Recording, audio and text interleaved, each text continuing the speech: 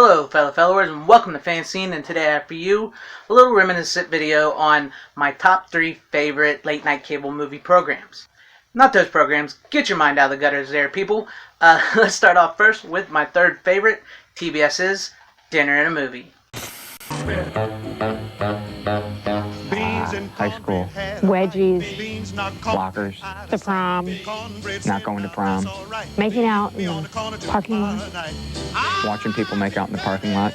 Cheating on... No, I never did that. I never, ever did that. Hey, glad you could tune in tonight because it's true. We're showing a high school movie. We're showing the movie Angus. I don't know. Whenever I see these high school films, I always have this moment of like, oh my God, high school. Oh, there's so much... Don't hit me. Don't hit me. What? That's just my high school. I don't know what you're talking about. You know, the movie stars some great people. George C. Scott, Kathy Bates, James Vanderbeek, who you know, of course, from Dawson's Creek. And a newcomer, Charlie Talbot. This is his first movie. Yeah, stars in it. I was just going to say he was discovered joking around for some friends at a fast food restaurant. Director was in his hometown, saw him, thought this kid is perfect for the role. He's great. I mean, it sort of breaks your heart. Yeah. You know, well, you'll love this movie. Great music, too. And, of course, well, you know what we're making out of the movie, right? We're showing the movie Angus. What do you think we're making? You don't have to spell it out. What are you talking about? We don't have to. Well, we have a good title for it, though, so can I tell them that? Okay, we're making Outcast Iron Skillet Steak. Is this a joke? You get that? We're making Angus. We're watching Outcast Angus. Iron Skillet Steak. Yeah, they get it. You get what I'm saying? Because sometimes people don't get it out there, and you got to get it, because if you don't get it, then we're wasting our time doing our job here. Outcast Iron Skillet Steak. I loved watching Dinner and a Movie as a kid in the 90s. It was great. The hosts were, you know, their banter between each other, as you saw there, was fantastic. They were funny, and they played such great movies. You know, it wasn't just like cult-type movies. They played like respectable movies from the 80s and the 90s. They were just so good, and, you know, they made a dinner while hosting the movie, and in between breaks, you know, they did great interviews, and the meal they prepared always had a funny name and connected with the movie, and they were just so great, and I just loved watching those films and watching them make this meal. It was a good time. This Friday night on TBS for Dinner and a Movie, we're going to watch that teen angst classic, The Breakfast Club. And we're going to make a breakfast club sandwich. We're watching the movie Teen Wolf. So what are we making, Paul? We're making, no, you say the name of the recipe. No, you say him. You say it. Michael J. Fox is really short ribs. Oh, we're sorry. I love Michael J. Fox. He's great. He's a teen in this movie and a wolf, which is a big talent. Tough to do both. Oh, yeah. I'm no different than anyone else. There I guess you I'll are. go check on the cake. And you are so cute in this movie. I mean, I know you're playing like the geek, but you know, you're so cute. You're so funny, and you're so sweet, you know. And there's this other guy, he's like kind of like a Lox. I mean, he's okay, whatever his name is. He's cute enough, but you know, you're so cute. And then look, you're gonna become this one day. You're such a big hunk of guy. You can tell, since I know you need a meringue lesson. Thank you. Cake is done, because see how it's golden brown on the top? You see how when you touch it, kind of springs back a little bit? It's got a nice Yeah, go ahead and touch sponge to it. Very Don't nice. worry. Go ahead, push into it. Yeah, Lay into it. I am. Lay into it. I am. Lay into it. Sure. Super There you set. go. Here it That's is. enough. Nice. And That's enough. Kick. Up next, my second favorite late night cable movie program was USA's Up All Night, starring Rhonda Shear. Next on USA, up,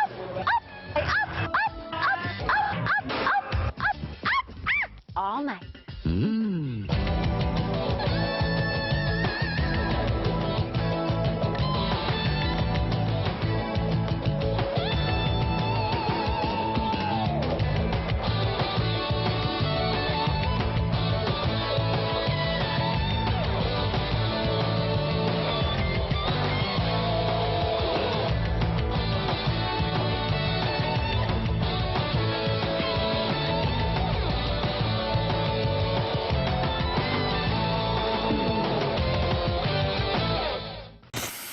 This one was a bit different than Dinner and a Movie. Not only did you have the beautiful, gorgeous Rhonda Shear hosting this program, and it was late at night, and she played like the schlockiest, cheesiest, bad films that you could find, which I absolutely love. But Rhonda was just funny, just funny all around, and she did great little skits in between, the breaks in the movies and the commercials, and she did some really cool interviews. She looked like she just generally had a great time doing this, and it was a fun time.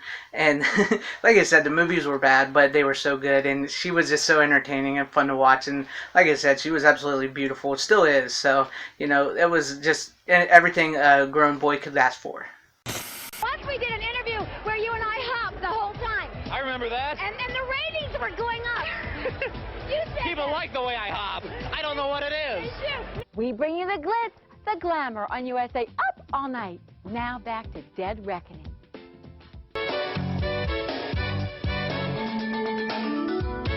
Hello, I'm Robert Letch, and this is Lifestyles of the Moderately Rich and Famous. Today on Lifestyles, we visit late-night television's goddess of good times, Rhonda Shear. Our visit starts with a guided tour through our nighttime nibbles lavish library. I've always loved great literature. I believe that reading is the window to the clouds. Oh, silly me. I must have forgotten to move all my bookmarks. Next, we get a lavishing look at how our late-night lamb chop sees herself. It's Tammy Faye Baker's dream come true, a lavish custom-designed makeup mirror with an impressive array of exotic cosmetics. When I think of all my senses, my sense of smell is keenest.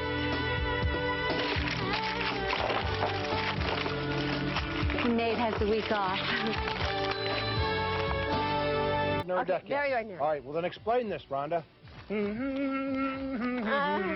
What I'm going to do, Rhonda, is I'm going to put this over your head like this. Now, you got to lean forward and Yeah. concentrate. Yeah. Good. Now, can you see through that? No. Not that we don't believe you, No, Rhonda. I can't. All right.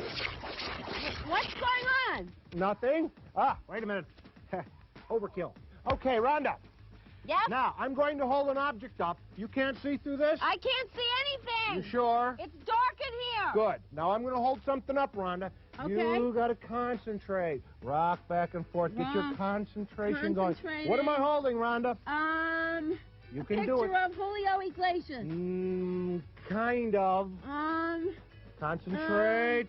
Gosh, what are you holding? Your hand. No. Try again, Rhonda. I have something in my hand. Could you Tell help me what it out and is. give me a little hint? Would you like to feel it? Oh, no, the last time I did that, I got in trouble with my mother. No. Would you like to feel the object that is in my hand, Rhonda? After watching the first hour of summer school, I think you get a pretty good feel for Anita. And this guy gets a great feel.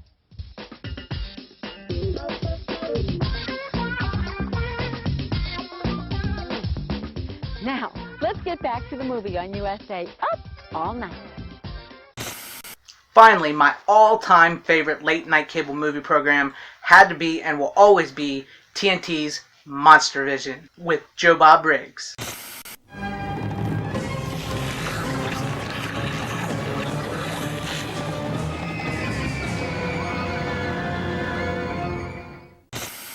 Aside from Elvira's movie Maccabee, Joe Bob Briggs is the de facto guy, of these type of programs, and he just did a great job on MonsterVision. Joe Bob had that everyman quality, still has that everyman quality, and his jokes and his just like ramblings on these movies were amazing, and he knew so much about these movies, like a nerd on movies like myself, and he just delivered that information, and he did it in such a way that was just funny and entertaining and energetic, and his drive-in tallies of what's going on in the movie, and if you liked the movie, he'd let you know he liked the movie. If he hated the movie, he would let you know how bad he hated this movie, and he would talk trash about it, and I absolutely loved that. That was a great time.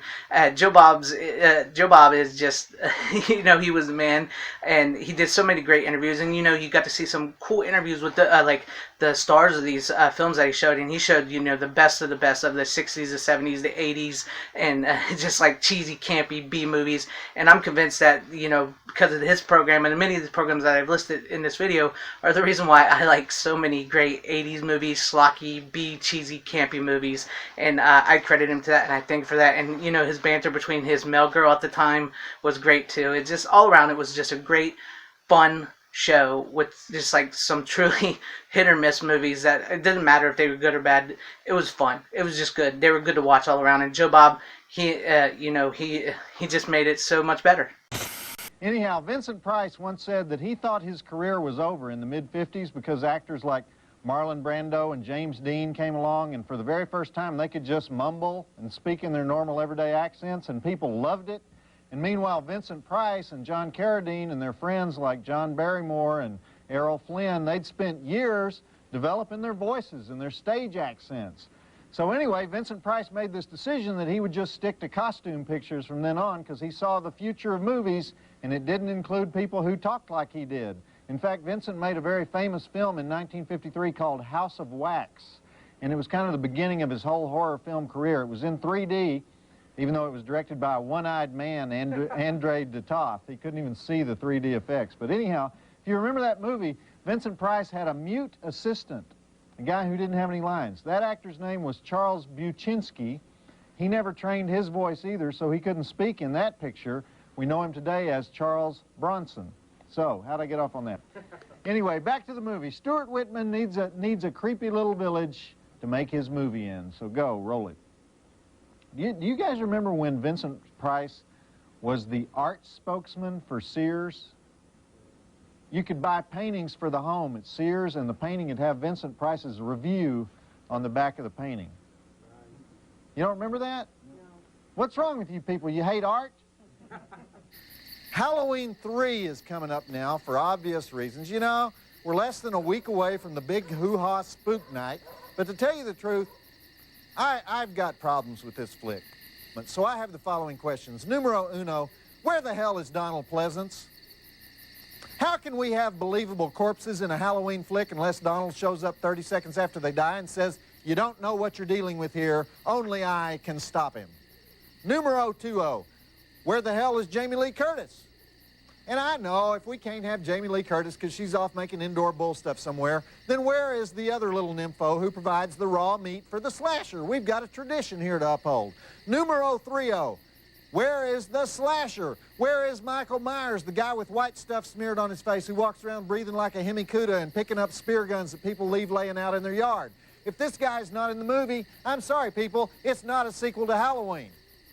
That's all right. I'm going to vent later. I don't even want to get started right now. I'm already mad about the free-range chicken thing, but we'll talk at the breaks. What we've got here is 9 dead bodies, 15 zombies, 2 breasts, which Ted, of course, made us edit out for TNT, so you won't see those, a little zombie kickboxing, exploding car, fingers through the eyeballs, drunk who gets his head ripped off, a lasered fat woman, hands roll, arms roll, and yes, heads roll, 2 stars, and I'm being generous with the 2 stars. So check it out, and I'll see you at the first break.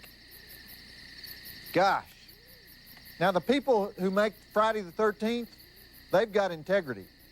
They made the exact same movie 8 times. These Halloween jerkolas, they went Hollywood on us. They got stoked up on cocaine or something, forgot their roots, and get this. The flick is not even in Haddonfield, Illinois anymore, where it belongs. It's in some wimp jerkola town in California. Can you believe that? Excuse me while I take a moment to be appalled.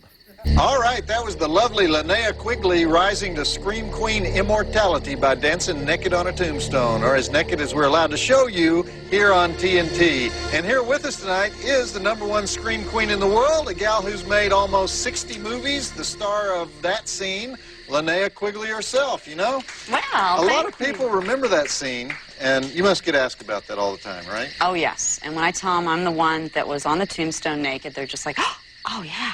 Yeah, it's cool.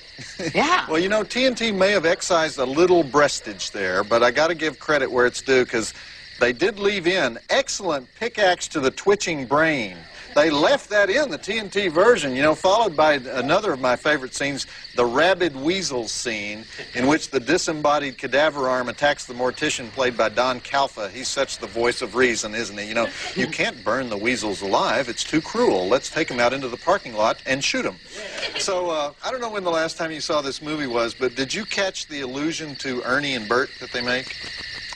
Oh, yeah, okay. Yeah, they do. Okay. One's Bert and one's Ernie. Yeah, And, which is very Sesame Street. right. Yes. In this movie. Okay. You seem so demure, right? Can I use that word, Yes, demure? you can use that word. And every time I see you in the movies, you're some kind of man-killing, demon-possessed punk goddess. You're stereotyped as a man-killing, demon-possessed punk goddess, right? Yes, I am stereotypically a demon-possessed punk goddess, but, you know, that's my evil twin that's really doing that. Yeah, well, for the people that aren't familiar with your career, your first film is one of my favorites. It's another one where you're topless. You know what film I'm talking about? Your very Start first with an film. F? Yes. Yes, I remember. Oh, my God, I was so scared on that. Yes. Fairy Tales. You like that film? Fairy Tales. I love fairy tales. Oh, my yeah. God. Do you have the Yeah, it's soundtrack like- and everything? Oh, yeah, it's like the the only exploitation fairy tale film.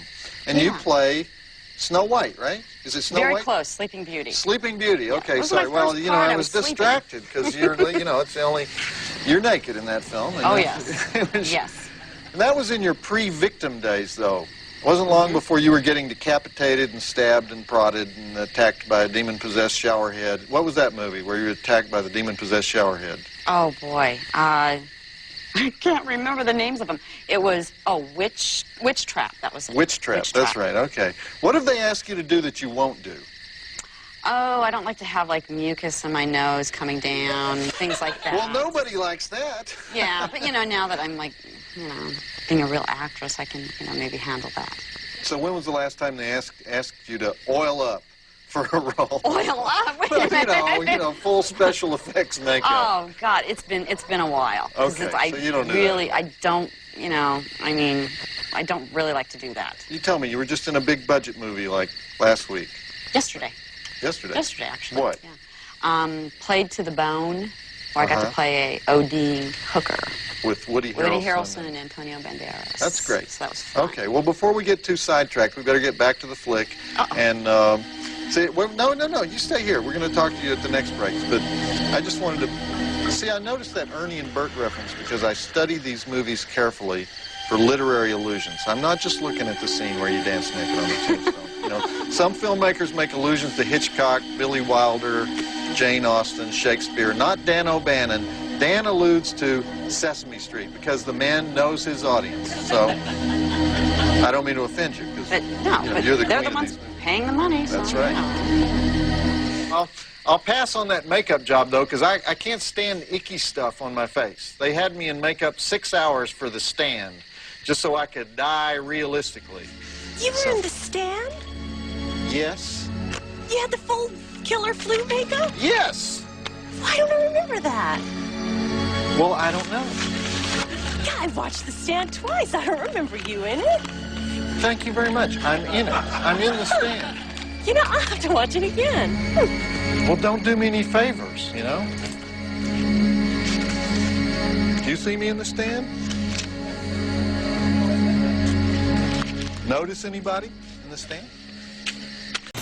Sadly, most of these shows do not exist anymore. But however, Joe Bob, you can't keep a good man down. He has come back with his new show on Shudder called The Last Drive-In with Joe Bob Briggs, which is amazing. And it takes me back to the times when I used to watch these late night cable movie programs. And we get Joe Bob back, and he's back with all of his his jokes, his ramblings, his musings, and he's got Darcy now, who is absolutely awesome. I love Darcy the Mel Girl. The chemistry between them two on that show, and man, it's just so awesome, and it's just so good to see him back and doing this show and showing these movies on Shudder now. They're uncensored, and it's just a great time, and it takes me back to these days of these late night movie programs.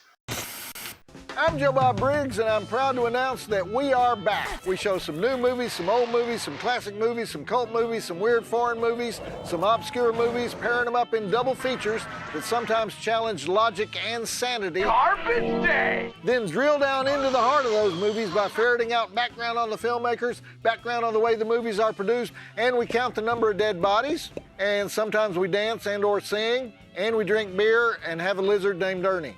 And doing all this by interrupting each movie for commercial breaks, even though we don't have any commercials. And inviting guests who sometimes are in the movies and read mail from you, the viewers, brought to us by the voluptuous mail girl, building up the horror community and making them realize Great movie, huh?